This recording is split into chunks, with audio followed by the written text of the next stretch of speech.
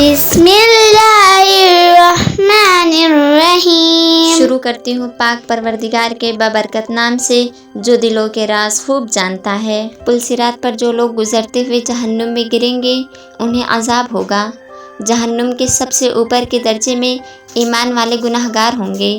جب بہت عرصہ گزر جائے گا تو اللہ تعالیٰ اپنی حکمت سے ان کے اور کافروں کے مشرکوں کے درمیان کی آگ کو شیشے کی مانند بنا دیں گے۔ کافر اور مشرک جب مسلمان گناہ گاروں کو دیکھیں گے کہ وہ بھی جہنم کی آگ میں جل رہے ہیں تو وہ مسلمانوں کو طعنہ دیں گے کہ ہم نے تو اللہ تعالیٰ کا انکار کیا جس کی وجہ سے ہم جل رہے ہیں، لیکن تم لوگ تو خدا کو مانتے تھے، رسول اللہ صلی اللہ علیہ وسلم کو مانتے تھے، اور اس کے باوجود بھی ہماری طرح جل رہے ہو۔ آپ کا خدا آپ کے کس کام آیا؟ حدیث پاک میں آیا ہے کہ جب جہنمی کافر مسلمان گناہ گاروں کو طعنہ دیں گے تو اللہ تعالیٰ جبرائیل علیہ السلام کو بلائیں گے اور فرمائیں گے، اے جبرائیل، آج ہمارے ماننے والوں کو طعنہ دیا جا رہا ہے، کیا ان کے ساتھ بھی وہی سلوک ہو رہا ہے جو نہ ماننے والوں کے ساتھ ہو رہا ہے؟ جاؤ ذرا جہنم سے حالات معلوم کر کے آؤ۔ چنانچہ جبرائیل علیہ السلام جہنم میں جائیں گے۔ جہنم کے دروازے پر داروغہ کھڑے ہوں گے۔ وہ دروازہ کھول کر حضرت جبرائیل علیہ السلام کو اندر داخل کریں گے۔ جب گناہ گار مسلمان ان کو دیکھیں گے تو وہ فرشتوں سے پوچھیں گے کہ یہ کون ہے؟ اس وقت ان کو بتایا جائے گا کہ یہ وہ فرشتے ہیں جو تمہارے پیغمبر علیہ السلام کے پاس وحی لے کر جاتے تھے۔ جب ان کے پاس نبی رحمت صلی اللہ علیہ وسلم کا تذکرہ کیا جائے گا تو اس وقت گناہ گار لوگوں کو نبی علیہ السلام کی یاد آئے گی اور وہ کہیں گے، واہ محمد، واہ محمد۔ جہنمی لوگ ان الفاظ میں جبرائیل علیہ السلام کو رو کر کہیں گے، اے جبرائیل علیہ السلام، آپ نبی علیہ السلام کے پاس اللہ کا پیغام لے کر جاتے تھے، آج ہم گناہ گاروں کا پیغام بھی سردار صلی اللہ علیہ وسلم کو پہنچا دیں کہ آقا آپ تو ہمیں بھول ہی گئے، ہم جہنم کی آگ میں جل رہے ہیں اور آپ جنت کے اندر ہیں۔ جبرائیل علیہ السلام ان کے ساتھ وعدہ کریں گے کہ میں آپ کا پیغام اللہ تعالیٰ کے محبوب کو ضرور پہنچاؤں گا۔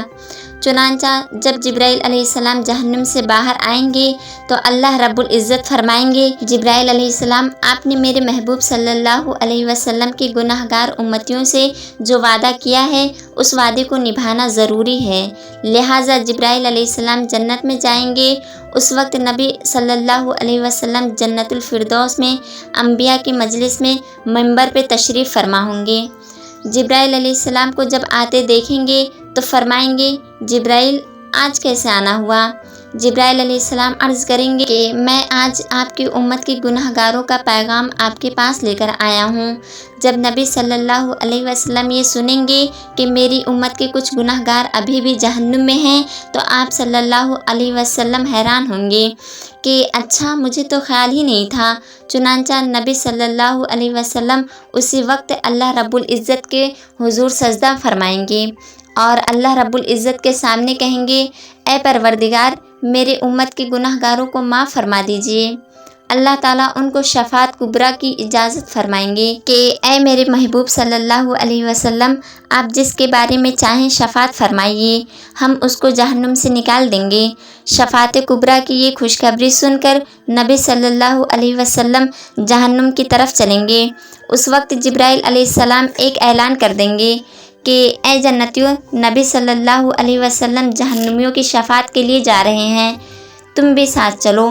چنانچہ اس دولہے کے ساتھ شفاعت کرنے کے لیے ایک بارات چلے گی۔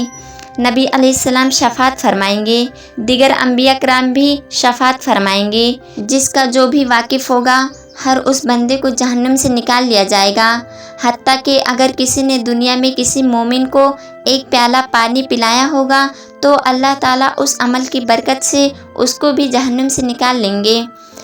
جب سب لوگ شفاعت کر چکے ہوں گے تو اللہ تعالیٰ فرمائیں گے، اے میرے پیارے محبوب صلی اللہ علیہ وسلم، میں نے آپ سے وعدہ کیا تھا کہ میں آپ کی امت کے 3 لب بھر کر جہنم سے نکالوں گا۔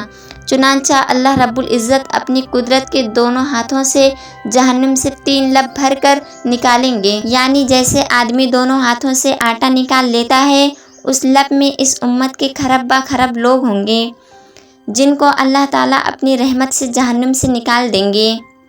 ان کے جسم جل جل کر کوئلہ کی طرح کالے ہو چکے ہوں گے۔ اللہ تعالیٰ کی طرف سے حکم ہوگا کہ ان کو نہر حیات سے غسل دیا جائے۔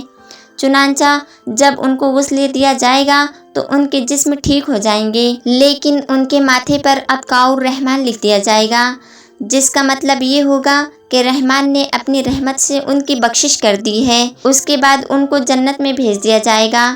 اب نبی صلی اللہ علیہ وسلم کی امت کا کوئی گناہگار بھی پیچھے نہیں رہے گا، سب کے سب بخش دیے جائیں گے۔